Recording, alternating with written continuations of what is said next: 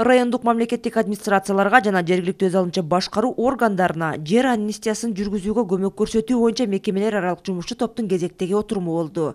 Жыйын президенттин жана министрлер кабинетинин чечимдерин даярдоо бөлүмүнүн башчысы Айбек Жунушалиевдин жетекчилиги алдында видеоконференц байланыш режиминде өттү.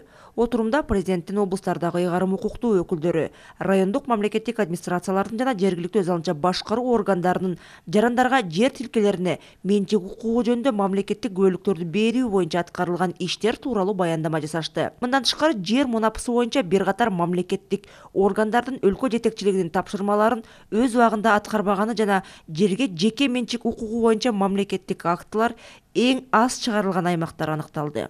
Айбек Жунушалиев президент Садыр Жапаровдун жерге мунапыс берүү боюнча саясатын натыйжалуу ишке ашырууга тоскоолдук жараткан жагдайлар боюнча зарыл чараларды көрүүнүн маанилүүлүгүн баса белгиледи.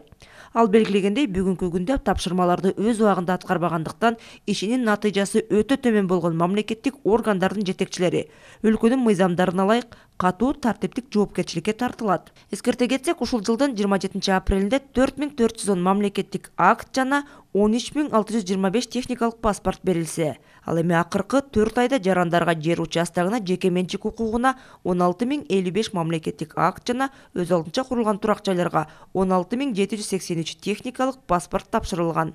Акыркы 4 айда мамлекеттик актыларды чыгарууда 264,1% олуттуу өсүш байкалды.